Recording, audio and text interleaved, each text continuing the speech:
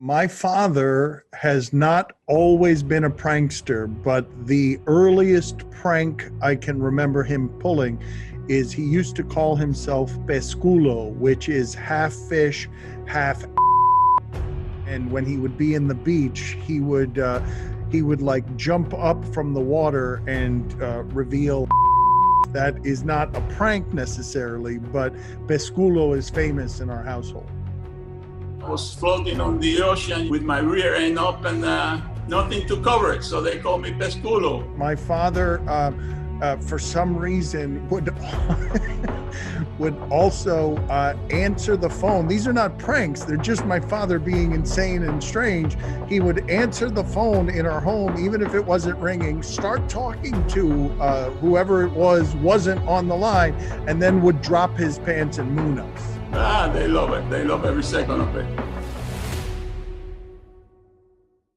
The first time I met Papi was when I was substitute hosting on Highly Questionable one of those days.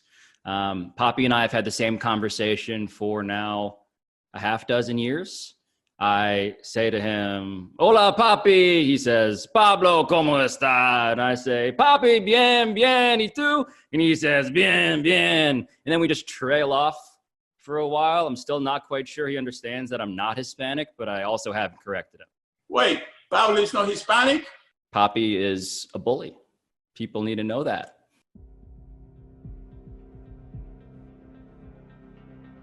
You identify with nerds? Yes. I mean, I guess. Yes, he went to Harvard. All right, high five. Oh, you're a nerd. No. He called me a nerd on television. I've been working my whole life to not be known as a nerd on television. I'm on television to not be a nerd. He's a nerd. Are you kidding me? And instead, what happens? I show up, I do his television show, and he stuffs me into a locker. I miss you, Bomani.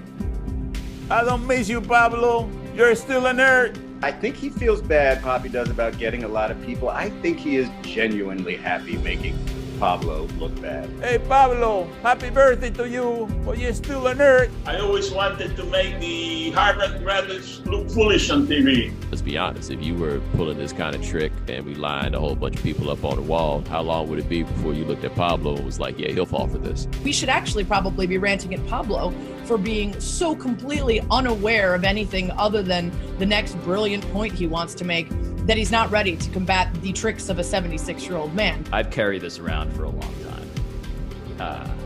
I think I emboldened him. Looking at the expression in his face, that was great. I want people to know this about how I became Papi's first victim. I had no way of knowing. There were no news reports. There was no tape to study. This was not a thing. I was humiliated, and I was positive that this would be on me forever. Who would be so stupid? With warning. No way, you nerd. No way. I didn't get a warning. Everyone else got a warning. Let's go. Give me five. You're the stupid people. I'm not the stupid people. You're the stupid people. It's for you, Pablo. Oh, really? Oh! I got it. Yes! This is not, any ordinary 76-year-old. This is the Michael Jordan of 76-year-old. I would say Papi's singular focus of getting people with the handshake is very much like Michael Jordan. Yeah, I think he embodies all of the great things about Michael Jordan.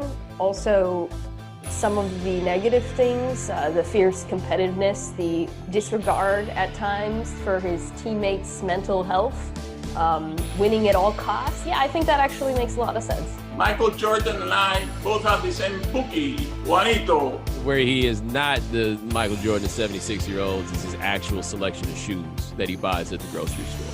Papi's a one-trick pony. He's got the handshake move, and that's it. What else could Papi do? He gives the handshake move, he messes up your name. That's about it. I don't care if he's insulting me, praising me, calling me a rookie, a KG vet, a Hall of Famer. As long as Papi's saying your name, it means one thing and one thing only. You are relevant. The second he stops saying your name, you're out of the game. My father has been a diva since the first time he sat in front of the cameras. When we started this show, I was nervous. He was not. He came right in and just assumed that everyone was there for him. and for his pleasure and to help him. I think it was somewhere along the way he got to be more diabolical about it. I'm not sure, like, when the moment came. I mean, I know he got me one time because, I mean, I thought we were on the up and up. I thought we were better than that. I didn't realize he had so much deceit. It's good to have you back. Oh. I got you again.